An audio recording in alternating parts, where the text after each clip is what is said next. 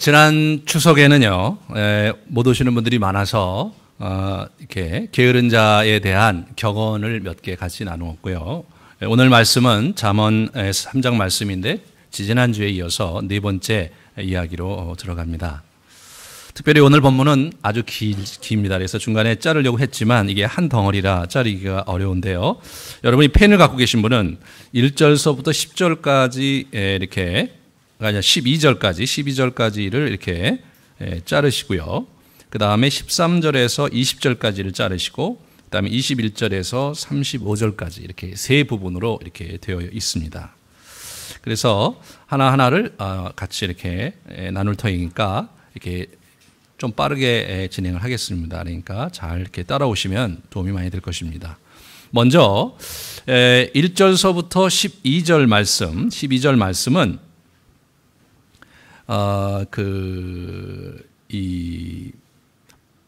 인자와 진리의 태도를 고수하라, 그런 얘기에 이제 초점을 이제 두고 있습니다. 그래서 이 솔로몬의 교훈을 전체를 이렇게 보면서 오늘 그 특성을 잘 얘기를 해주고 있는데요. 첫 번째 이제 그 3절에 보시면 인자와 진리가 내게서 떠나지 말고 그것을 내 목에 매며 내 마음판에 새기라, 이런 얘기를 하고 있습니다. 1절과 2절은 형식적으로 늘 하는 표현입니다. 그래서 이렇게 1장부터 9장에 여기저기 이렇게 교훈이 시작될 때 하는 말이거든요. 내 아들아 나의 법을 잊어버리지 말고 내 마음에 나의 명령을 지켜라. 그리하면 그것이 내게 장수하여 많은 해를 누리게 하며 평강을 더하게 하리라. 그래서 2절이 조금 다른 어떤 유익으로 나와 있긴 하지만 1절, 2절은 이제 하나로 묶는다면, 그렇다면 이 교훈에 굉장히 중요한, 사실 1절서부터 12절에 굉장히 중요한 표현은 3절입니다. 3절이 인자와 진리가 내게서 떠나지 말게 하고 라고 하고 있습니다. 이 인자와 진리, 이 인자와 진리라는 표현이 성경 여기저기서 나오는데요. 이 표현 자체가 이렇게 관용구로 쓰였습니다. 인자는 늘 제가 말씀드리지만 이 인자는 성경에서 이제 구약에서 인애로 번역되기도 하고 잡이 이렇게 번역되기도 하고 그렇게 하는데, 이것은 그 히브리어로 헤세드라고 언약적 사랑을 얘기하는 것입니다. 언약에 충실한 사랑, 그것이 사실은 하나님의 사랑이거든요. 남녀 간에 서로 정말 서로가 기뻐서 로맨틱한 사랑을 얘기하는 것이 아니라 성경에서 하나님의 사랑하면 언약에 충실한 사랑입니다. 그렇기 때문에 사실은 우리가 하나님 앞에 그 용기를 가지고 그의 신실함을 의뢰할 수 있는 것이죠. 만약 로맨스라면, 그런 형태의 사랑이라면 어떻게 되냐면 상대방의 감정이 나로 인해서 상했다면 어떻게 나올지 모르는 거 아닙니까? 그죠? 하지만 이 언약에 충실한 사랑이라는 것은 감정에 근거한 것이 아니라 법에 근거한 것이기 때문에 사실은 굉장히 안전합니다. 그런 태도, 그것이 이제 인자고요. 진리는 이 진리가 사실은 여기서는 진실이라는 말로 번역되는 것이 더 많습니다. 원어로 이 진리라고 쓰여진 이 히브리어 단어는 실제로 진리 또는 이렇게 진실함 두 가지로 번역될 수가 있어요. 그것을 이제 헬라어는 두 가지를 다른 단어로 쓰거든요. 진리, 객관적으로 참이냐 진리냐 때 진리. 진실함은 사람과의 관계에서의 솔직함과 그저 분명한 그 옳은 태도, 그런 것들을 진실이라고 하잖아요. 그것을 좀 다르게 이렇게 헬라어는 분명히 두 단어로 나눠 쓰는데 히브리어는 두 단어가 하나예요. 그래서 이게 진리라고 번역되어 있고, 이 똑같은 단어를 구약의 다른 곳에 보면 인자와 진실 이렇게 번역을 실제로 했어요. 그러니까 진실과 진리인데 여기서는 진실이라고 번역하는 것이 이 문맥에 훨씬 더 분명합니다. 그래서 언약적 충실함, 언약적 사랑을 갖고 페이스풀하게, 충실하게, 진실하게 너의 삶을 살아가라. 그것이 오늘 이야기의, 오늘 이 3장 전체의 주제입니다. 그러면 하나님과의 관계에서 언약적 사랑으로 진실해야 될 것과, 두 번째로 사람들과의 관계에서 언약적 사랑으로 진실하게 살아가는 것, 이 두 가지가 결국은 복된데, 그런데 그 두 가지가 제대로 진행되려면 지혜가 필요하다. 그래서 13절서부터 20절까지는 그 지혜에 대한 찬양으로 이게 전체가 이렇게 구성이 되어 있습니다. 그래서 이 이 표현이요. 아주 3절에 보시면요. 인자와 진리가 내게서 떠나지 말게 하고 내게 내 목에 매며 내 마음판에 새겨라.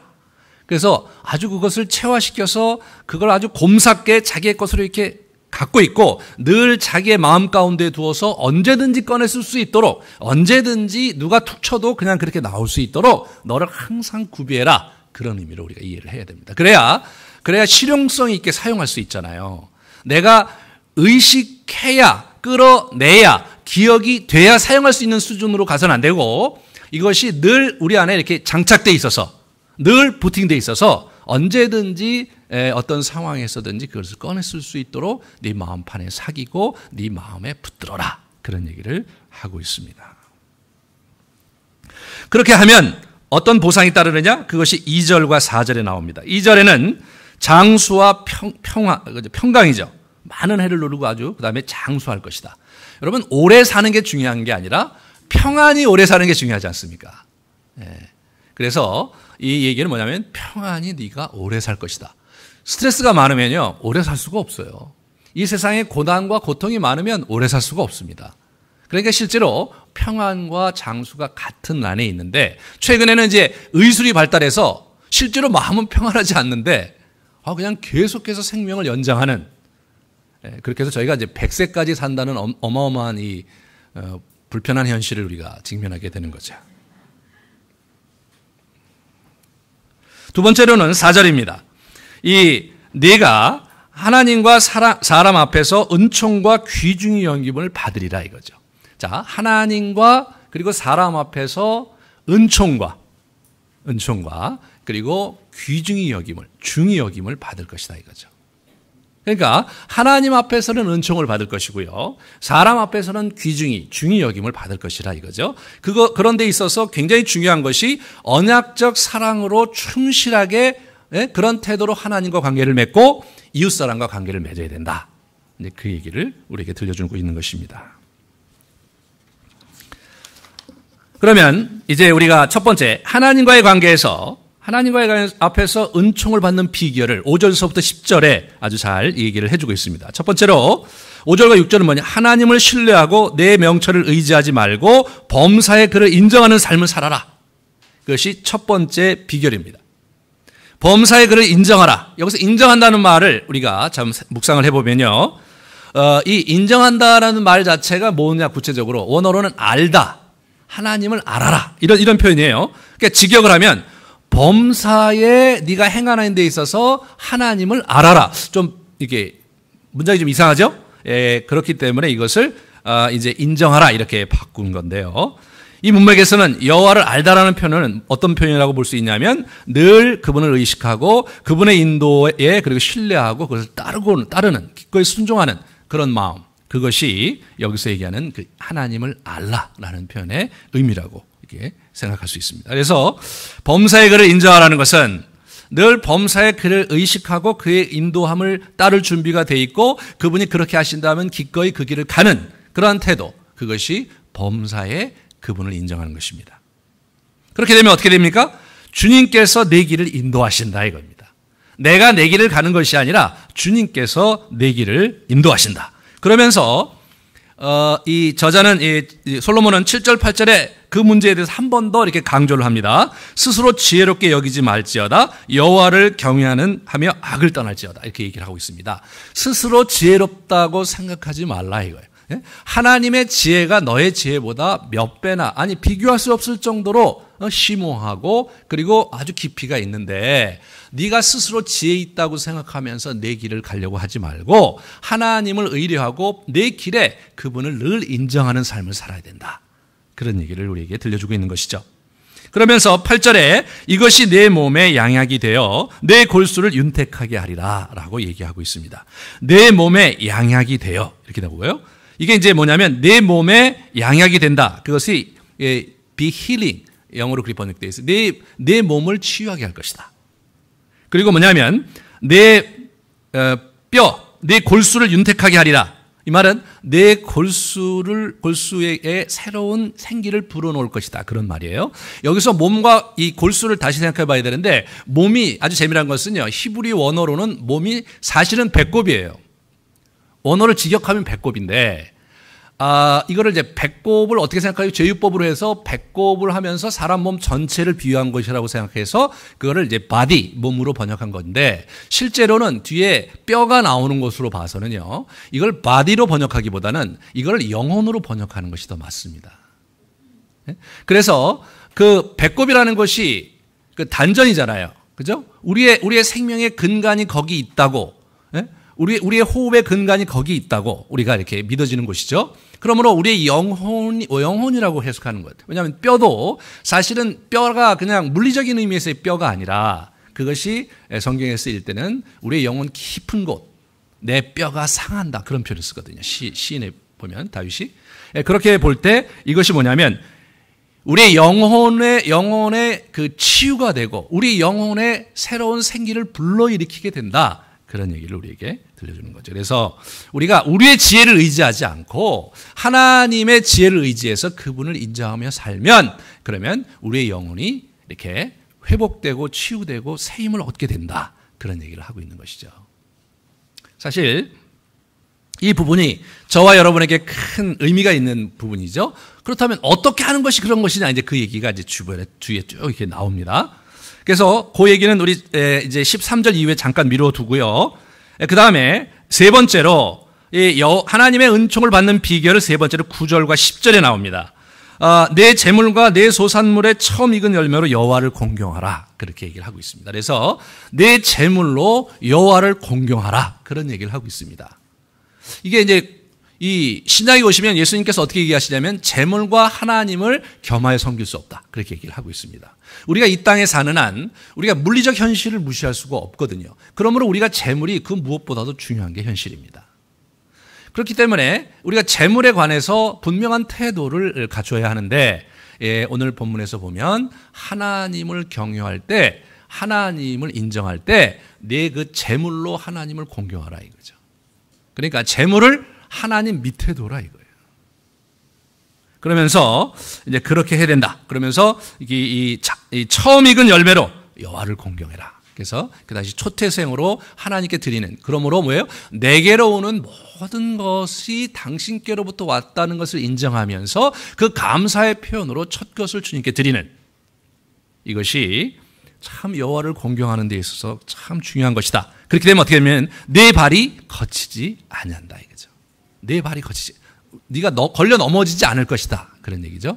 그런 단순히 헌금을 하는 것만으로, 우리 재물 드리는 것만으로 발이 이렇게 거쳐지지 않느냐, 걸림돌이 없느냐, 그런 건 아니죠. 구체적으로 그런 태도를 견지할 때 우리가 얻게 되는 지혜가 있고 우리의 마음의 상태가 있기 때문에 그것 자체가 결국은 우리를 그렇게 넘어지지 않게 할 것이다, 그렇게 얘기를 하고 있는 것입니다.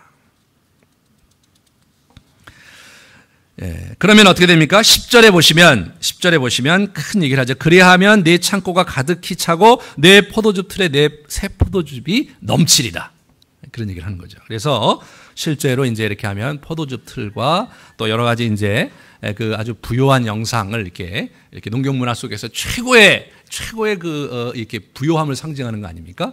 이제 그렇게 해서 하나님께서 너에게 보상을 주실 것이다, 그렇게 얘기를 하고 있습니다. 그러나 우리의 경험적으로 볼 때는 사실 우리가 열심히 헌금 생활을 해도 이런 부요함이 안 올 수 있죠. 그렇지 않습니까, 여러분? 그런 면에서 우리가 지혜로 어떻게 그것을 취득해야 될 것인가에 대해서 생각을 해봐야 되고요. 이것이 일반적인 원리이지만 그러나 우리의 삶 속에 이것이 일반적으로 그렇게 안 될 때가 있어요, 실제로. 그 얘기는 전도서에서 하고 있습니다. 우리 잠언에서는 일반적인 원리를 얘기해 주고 있고요. 그것이 원칙적으로 그렇게 되는 것인데 실제로 우리의 인생살이 속에서는 원칙적으로 그렇게 안 될 때가 있단 말이죠. 그럴 때 그 얘기가 잠언과 욥기에 나오는 것입니다. 그래서 우리가 이제 지혜를 이렇게 우리가 통합시킬 때는 잠언의 일반적인 원칙과 그리고 일반적인 원칙에 좀 맞지 않는 특수 원리가 있는데 그것이 잠언, 이 욥기와 전도서가 있거든요. 그래서 이것이 함께 이렇게 어우러질 때 비로소 이제 지혜의 전체의 그림이 이제 통합이 되는 것입니다. 하지만 우리가 먼저 일반적인 원칙에 우리가 충실을 해야 되겠죠. 그리고 네 번째는 뭐냐면 여호와의 징계와 꾸지람을 가볍게 여기지 마라, 이 얘기를 이제 하고 있습니다. 이것이 이제 사실 주석 한 사람의 어떤 그 주석가의 그 책을 보니까 이게 잠언에 유일하게 여기 그 징계에 대한 표현이 나온다는 거예요. 이 부분이 상당히 중요한 것이죠. 뭐냐면 여호와께서 징계와 꾸지람을 우리 인생에 주실 때가 있다는 거예요.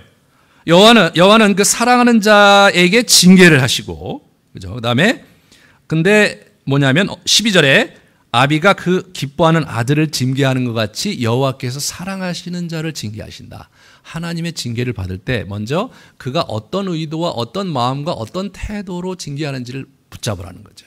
그것은 아버지, 사랑하는 자녀에게 이렇게 엄히 그렇지만 자애롭게 그를 꾸짖으시고 그를 바로잡으시려는 그런 아비의 심정으로 그렇게 하는 것이다. 그것을 가볍게 여기지 말고 진지하게 그것을 붙들어라. 그런 권면을 우리에게 하고 있습니다. 근데 우리 실제로 우리가 이제 살아가다 보면 고난이 닥칠 때 이게 하나님의 징계인지 아니면 단순히 내가 지혜 없어서 어리석어서 당하는 것인지 이런 것들이 사실은 좀 모호할 때가 있어요. 이런 걸 우리가 잘 분별해야 됩니다. 크게 이제 세 가지 경우로 나눌 수가 있는데 첫 번째는 뭐냐면 죄와 불순종으로 인한 고난일 수 있어요. 우리 고난이 왔는데 우리가 잘 이렇게 분별을 하다 보면 내가 그때 그 잘못을 했기 때문에 그 죄를 저질렀기 때문에 나에게 그 결과로 이 고난이 왔구나. 이것은 하나님 앞에 자신의 죄가 무엇인지 분별하고 그리고 회개하면서 나아가야 될 장면이죠. 바로 우리의 자신을 바로잡아야 될 그런 사인입니다. 두 번째로 우리의 단순한 지혜가 부족해서 실수로 인한 고난이 올 수 있어요. 그런 어려움이 올 수 있어요. 하나님께 이때는 도움을 구하고 교훈과 지혜를 익혀야죠. 이때는 우리가 할 수 있는 게 뭐냐면 지혜와 교훈을 익혀서 다음번에는 그러지 말아야 됩니다. 늘 실패하고 늘 똑같은 문제에 무너지면서 거기서 지혜를 얻을 수 없다면 참 우리가 미련한 자죠. 합력하여 선을 이루시는 하나님을 바라보면서 그 실수 속에서도 또 우리 자신을 다시 이렇게 세우실 수 있는 그분의 능력과 자비의 의지에서 일어나셔야 됩니다. 세 번째로는 이유를 못 찾는 어려움이죠. 이유를 모르겠어. 도대체 내가 잘못한 거 있는 것 같지도 않고 내가 실수한 것 같지도 않은데 그런데 애매하게 이렇게 고난을 당할 때가 있습니다. 이것은요 영적 성숙을 위한 연단과 훈련입니다.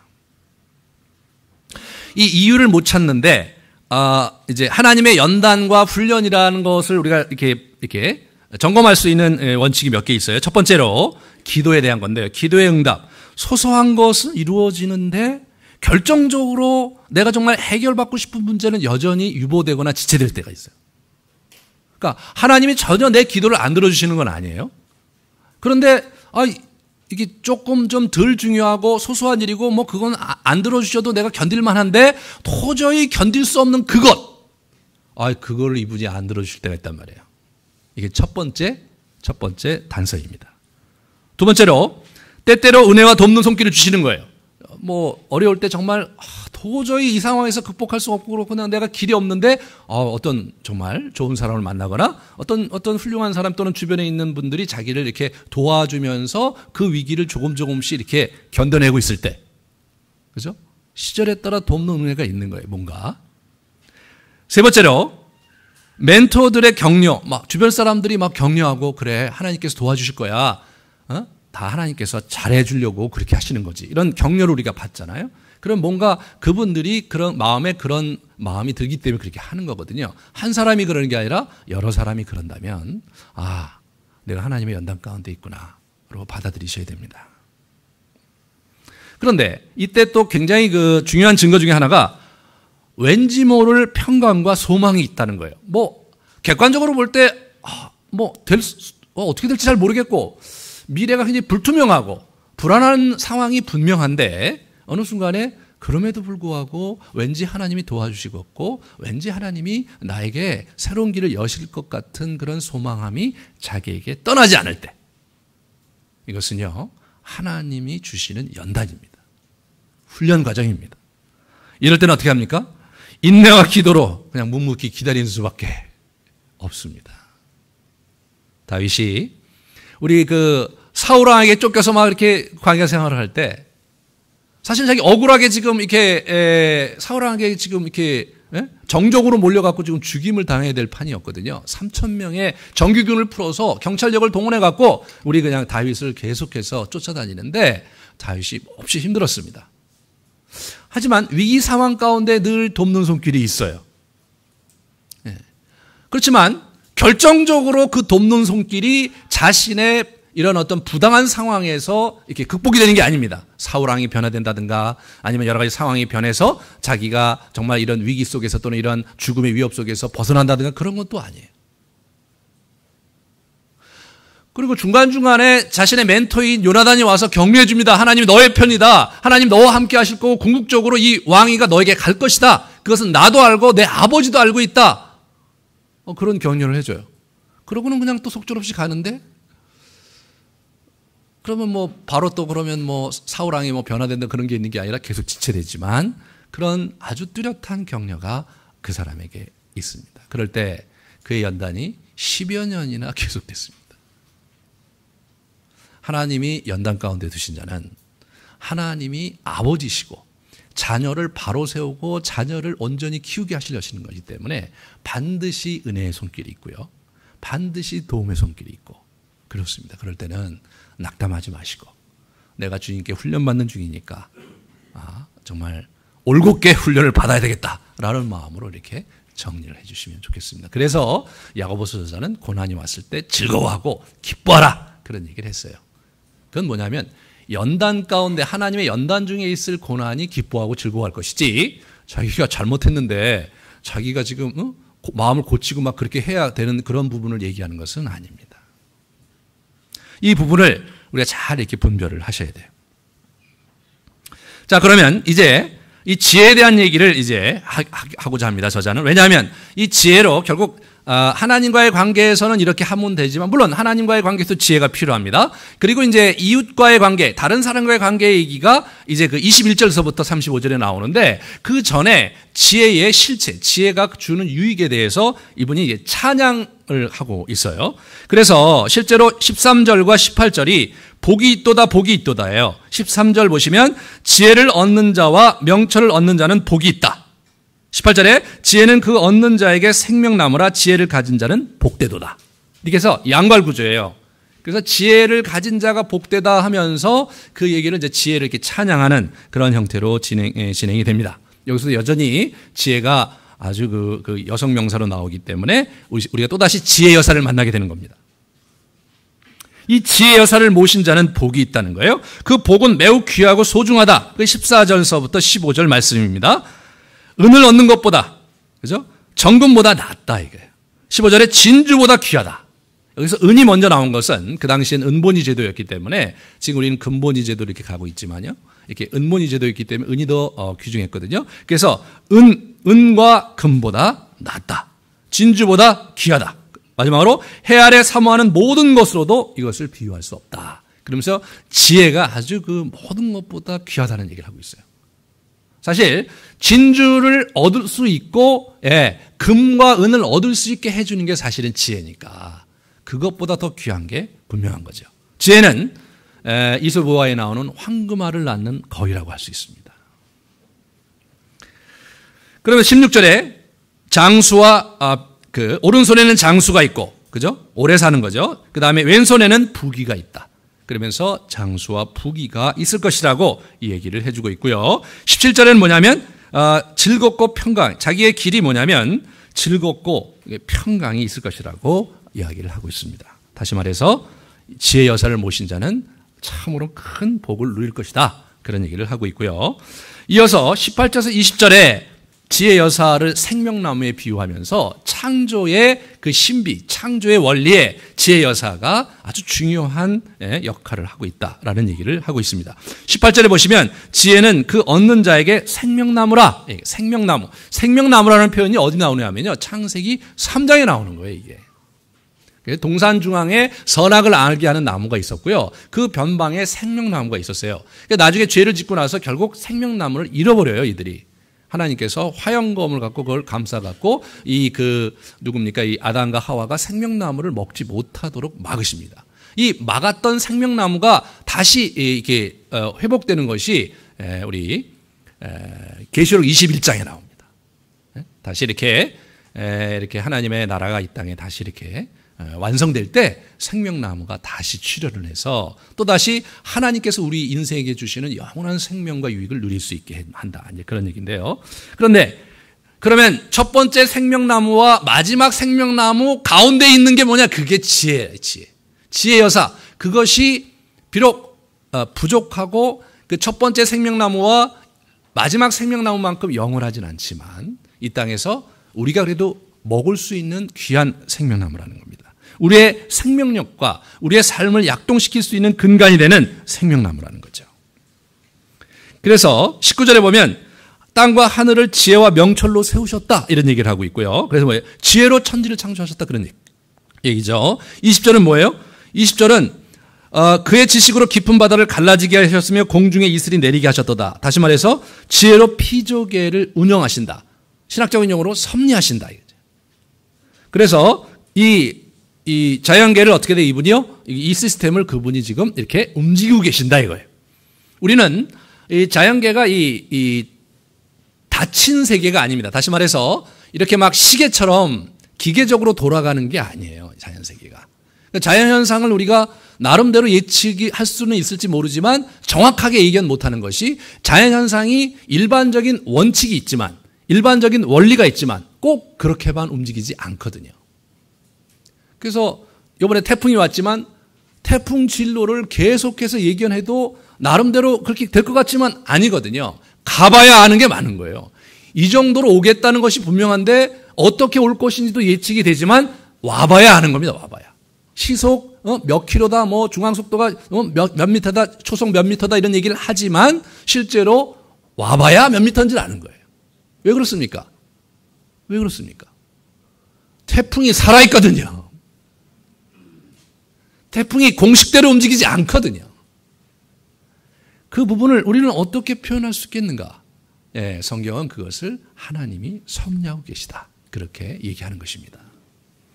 그래서 명실공히 이 지혜 여사는 하나님이 만드신 이 세상의 창조 질서이며 또한 그것은 이 세상을 지금도 운행하시는 하나님의 운행 방식입니다. 운행 원칙입니다.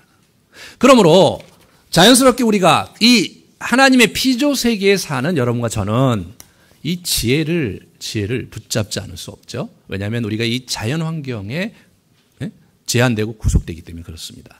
물론 하나님께서 일반적인 자연 원칙과 그것을 뛰어넘어서 특별하게 우리 인생에 개입하시고 우리를 도우실 때가 있지만 일반적으로는 이 자연 현상에 나타나 있는 이런 지혜의 원리를 우리가 잘 습득해서 순응하고 그걸 잘 활용하면서 살아야 우리가 큰 유익을 누릴 수 있습니다.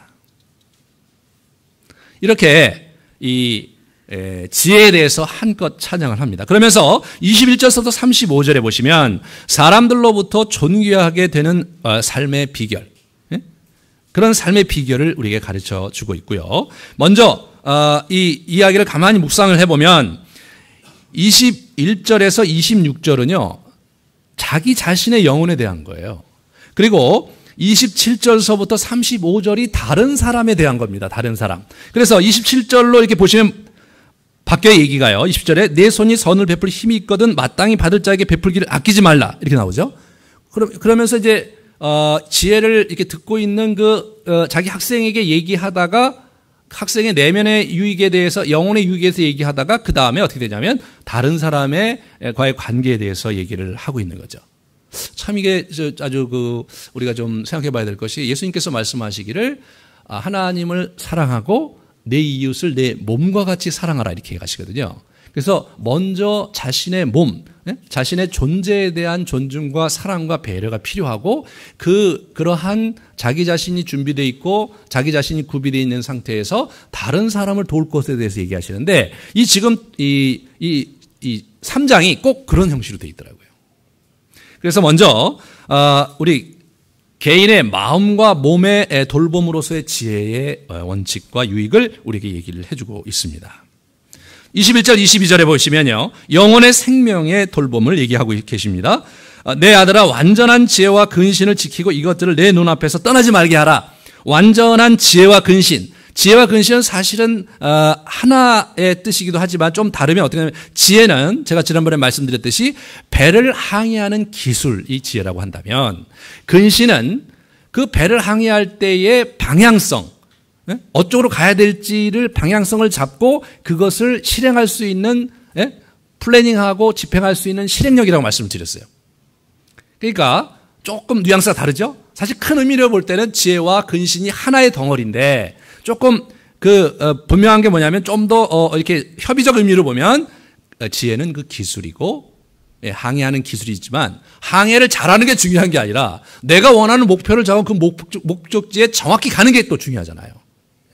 열심히 갔고 제대로 갔는데 가보니까 딴 곳이다. 그렇게 되면 곤란하죠. 돌격 앞으로 했는데 산꼭대에 올라보니까 여기가 아닌 게 이렇게 하면 곤란하잖아요. 우리 옛날에 최보람 시리즈에서 나왔던 장면인데 우리 인생이 그럴 수 있잖아요. 열심히 갔는데 정말 밤을 새고 수고하고 갔는데 아니요.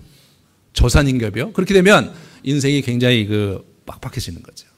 그러니까 우리 인생이 뭐냐? 항해하는 기술도 중요하지만 목적을 분명히 설정하고 그 목표를 이루기 위해서 어떻게 우리가 계획을 세우고 그걸 실행력 있게 가느냐 이것도 되게 중요합니다. 그것이 지혜와 근신의 원어적 의미예요. 그러니까 이 지혜와 근신은 어떻게 돼? 단단히 붙들어라 이거예요. 단단히. 여기서 또다시 이제 그것이 우리 안에서 완전히 체화되어서 있을 수 있도록 그죠? 그렇게 하라는 거 아닙니까? 그래서 완전한 지혜와 근신을 그걸 지키고 고수하고 내 눈앞에서 떠나지 말게 하라. 늘 이렇게 있게 하라는 거예요. 그래서 언제든지 들었을 수 있도록 그렇게 하라는 거예요.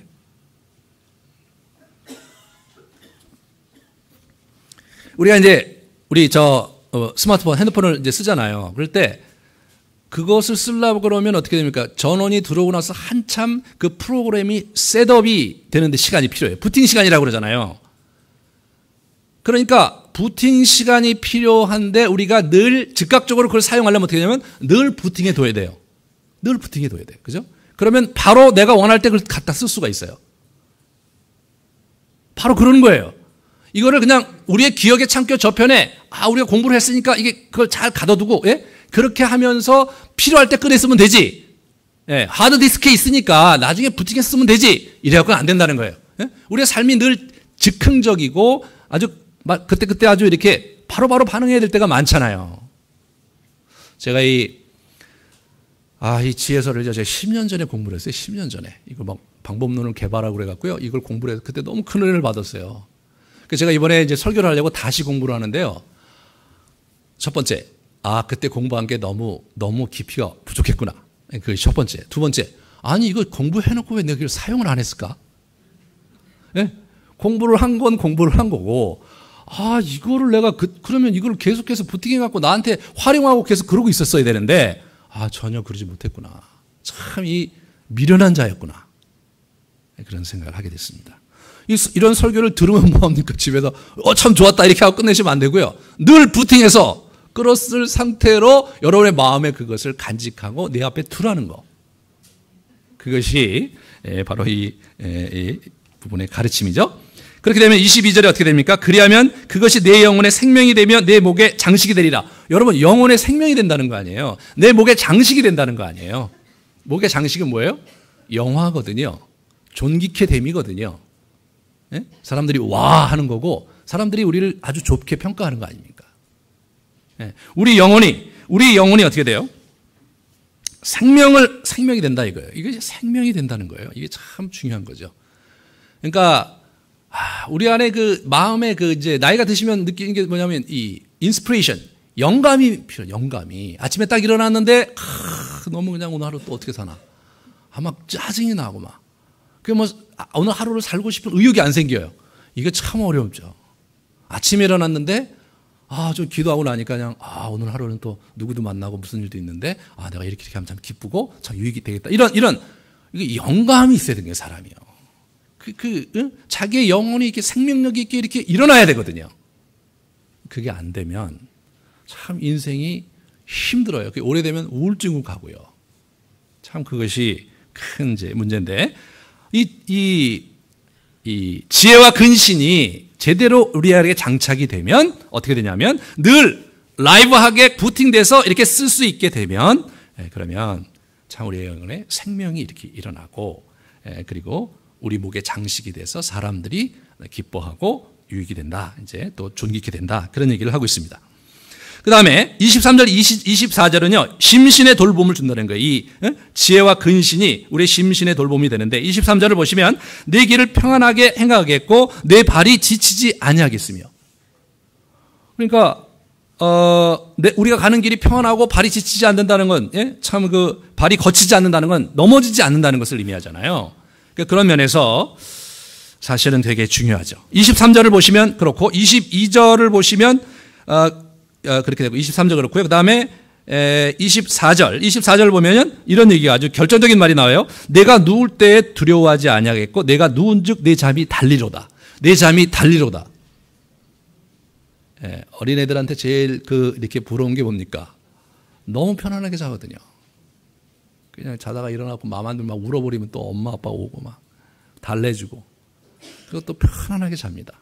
그래서 우리가 아마 이렇게 상상할 수 있는 가장 편안한 모습이 어린아이가 잠든 모습이라고 생각이 돼요. 아주 그냥 사심 없이 편안하게 잠든 그 모습이 이제 우리가 볼 때 가장 편안한 모습이잖아요. 근데 우리의 여러분의 잠자리를 한번 생각해 보세요. 내가 그렇게 편안하게 늘 자고 있는가?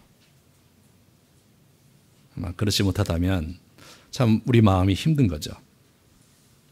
그래서 이 지혜와 근신을 우리 안에 이렇게 장착을 하면 우리의 잠자리가 아주 단잠을 잘 수 있고 편안할 수 있다는 거예요. 그래서 정말 우리의 영혼이 정말로 생기가 있고 제대로 가고 있는가를 점검해 보려면 우리의 잠자리를 점검을 하면 잠자리를. 이게 참 우리가 생각을 많이 해봐야 되는 부분이죠.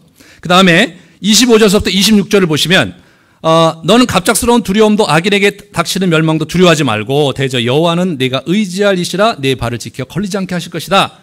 위기를 돌봐주시는 거예요. 위기를 이 지혜와 근신이. 그래서 갑작스러운 돌발 상황에서도 네가 의연하게 대처할 수 있고 거기에 대해서 흔들리지 않고 네가 넘어지지 않고 그럴 거다. 그렇게 하나님을 의지하고 나가면 될 거다. 그런 얘기를 하고 있는 거예요. 다시 말해서 이 지혜와 근신은 영혼의 생명을 우리를 돌보고 우리의 심신을 돌보며 우리의 위기를 극복할 수 있는 돌봄을 이렇게 얻게 된다는 겁니다. 자, 이런 면에서 우리가 이제 26절을 보시면 아주 또 재밌어요. 26절이요. 대저 여호와는 내가 의지하시라 내 발을 지켜 걸리지 않게 하시리라. 실제로 우리 잠언 2장 11절 20절은 지난번에 제가 설교했듯이 지혜가 너를 지키고 지혜가 너를 구출할 거라고 얘기 나오거든요. 근데 여기서는 또 하나님이 내가 지켜주시고 내가 구출할 거라고 말씀하세요. 그러니까 결국 하나님께서는 우리를 지혜로 지키시고 돌보실 뿐만 아니라 직접 본인이 돌보시고 이렇게 하신다는 거예요. 이 두 가지가 늘 우리 가운데 있다는 거죠. 그래서 제가 여리고형과 아이형 얘기를 했습니다. 하나님의 인도하심과 하나님 앞에 살아가는 우리 이 세상 삶이 하나님의 인도하심의 방식이 때로 여리고형으로 올 수도 있고 아이형으로 올 수도 있는데 오늘은 좀 이렇게 저자가 바꿔서 얘기를 하고 있어요. 그러니까 늘 우리가 이 두 가지를 열어놓고 우리의 삶을 바라볼 태도가 있는 것이죠. 그러면서 이렇게 준비된 너 자신이 이런 유익을 누릴 것이고 이웃에 대해서는 여러 가지 얘기를 하면서 5가지 금지 명령을 합니다. 첫 번째 27절에 보시면 베풀 힘이 있을 때 마땅히 받을 자에게 그걸 베풀어라 그런 얘기를 하고 있어요. 마땅히 선행을 베풀라 그런 얘기죠. 야고보서 4장 17절. 야고보서는 신약에 있는 잠언서거든요. 거의 교훈 형식으로 그대로 나와요. 이 잠언의 1장 9장에 나오는 내 아들아 이 교훈 형식이 그대로 나옵니다. 나오는데 거기에 4장 17절에 보면 그러므로 사람이 선을 행할 줄 알고도 행하지 아니하면 죄다. 두 번째로 줄 것을 가지고 있으면서도 다시 오라 내일 주겠노라 그렇게 하지 말라 이거예요. 임금을 체불한다든가 또는 누구한테 꾸무돈 있는데 갚는다든가 아니면 누구한테 맡겨놓은 것을 준다 이런 부분에서 그 사람에게 심퉁을 부리지 말고 마땅히 행할 바를 행하라. 세 번째로 내 이웃이 내 곁에 평안히 살거든 그를 해하려고 꾀하지 마라. 그것은 뭐예요? 당시가 유동인구가 많았고요. 그러니까 예루살렘 이런 그쪽에 굉장히 많은 그 이방 사람들이 와서 살지 않았겠어요? 이 민족이. 이제 비즈니스상도 그렇고 여러 가지 이유 때문에 이제 와서 살았겠죠. 왜냐하면 그 예루살렘이 이제 전 그 고대 그 다윗과 솔로몬 제국의 수도였으니까. 오늘날 저희 이제 나라에 굉장히 많은 외국인들이 많이 와서 살잖아요. 그래서 이제 저희 저기 집이 있는데도 보면 그렇게 뭐 이렇게 중심가도 아님에도 불구하고 사실은 그 외국인들이 굉장히 많아요. 이 재래시장에도 가도 외국인들이 있더라고요. 그리고 이제 우리가 노동자들 보면 이렇게 외국인 노동자들이 오셔서 이제 이렇게 열심히 수고하고 살고 계신데 사실 저희 나라 사람들이 굉장히 배타적이죠. 굉장히 배타적이에요. 그래서 이제 제가 엊그제 신문을 보니까 우리 고대 그 한 여학생이 이제 탈북자인데 자기가 와갖고 이제 데이트를 할 때 자기는 사실은 연변적 교포라고 얘기하면서 몇 년 동안 속일 수밖에 없었다. 이 탈북자에 대한 편견이 아주 많다. 그런 어떤 그 장벽을 저희가 갖고 있습니다. 너무 오랫동안 이 하나의 색깔과 하나의 그 이 문화를 우리가 가지고 있었기 때문에 더 그런데요. 사실 뭐 저희 나라가 백이민족이고 단일민족이라고 얘기하는 것은 어불성설이죠. 저희 나라처럼 외부의 그 침략과 이걸 많이 당한 나라가 없는데 피가 섞여도 한참 섞였거든요. 때로 옛날에 제 친구 머리가 빨간 친구가 있었어요. 고등학교 다닐 때. 그러면 우리는 생각하죠. 제 혹시 부모 중에 한 분이 외국인이 아닐까? 이제 그렇게 생각을 합니다. 물어봐요. 아니라는 거예요. 자기 집안 내에 없다는 거예요. 제가 볼 때 먼 아주 옛날 어디선가 피가 섞였겠죠. 이게 빨가요. 예. 그러니까 저쪽에 어디 슬라브하고 어떻게 통한 것 같아요. 이게 더러 이렇게 보면 얼굴 모양새가 좀 특이한 분들이 있어요. 예? 보편적으로 이렇게 우리가 갖고 있는 동양인의 모습이 아니라 이렇게 보면 이렇게 서양인의 모습을 갖기도 하고, 예. 그리고 이제 몽골이아는 보면 아주 이 쌍꺼풀이 없고 이렇게 딱 이렇게 돼 있는 얼굴이잖아요. 이게 눈이 짝재지고 얼굴이 각이 딱 지고 이게 몽골이안의 모습인데 우리가 몽골의 피를 받았다고는 하는데 실제로 여러분 중에 이 쌍꺼풀이 많잖아요. 우리 단일민족이 아니죠. 그거는 우리 그 몽골이안의 대표적인 쌍꺼풀이 없는 거거든요. 그리고 이게 딱 재진 거거든요. 서양 애들 그거 좋아해요. 그러니까 서양 애들이 좋아하는 동양의 여인의 모습은 우리가 이렇게 보면요. 조금 싸납게 생겼어요. 얼굴에 각도 있고. 혹시 그런 것 때문에 고민하는 자매들이 있다면 미국을 가시면 됩니다. 우리가 그런 나라거든요. 그런데 우리가 이런 면에서 사실은 굉장히 부끄러운 게 많습니다. 우리와 다른 부류의 사람과 우리가 다른 분들이 같이 살 때 그들을 해하려고 하지 말아야 된다는, 그들을 위해서 우리가 서야 된다는 거죠. 30절에 보면 까닭 없이 다투지 마라 이거예요. 내게 악을 행하지 않았는데도 불구하고 괜히 심통 부리고 그렇게 힘들게 하지 마라. 왜 그렇게 했어요? 이익이 관련될 때 그렇게 하거든요. 사람들이. 이권이 개입되면 그렇게 하거든요. 다섯 번째로 포악한 자를 부러워하지 마라. 그 어떤 행위로 따르지 마라. 그건 왜 그렇습니까? 이것도 그래요. 이것도 이권이 개입될 때 그렇거든요. 이권이 개입될 때. 그러면서 이제 32절서부터 35절에 하나님의 그 보상의 원리를, 일반적인 원리를 얘기하는 거예요. 패역한 자 여호와께서 미워하시고 정직한 자는 그분과 친밀한 교제를 해주신다. 교제. 33절에 악인의 집에는 여호와의 저주가 있고 의인의 집에는 축복이 있다. 34절에 검하는 자를 비우시고 겸손한 자에게 은혜를 주신다. 35절에 지혜로운 자는 영광을 물려받고 미련한 자는 수치를 당하신다. 이것이 인간사의 하나님께서 인간사에서 어떻게 일반적인 원리를 갖고 사람들을 다루시고 높게 하시고 낮추시고 영광을 주시고 수치를 주시는지, 저주를 하시고 이렇게 복을 주시는지, 그런 부분들에 대한 일반적인 원리를 얘기를 해주고 있습니다.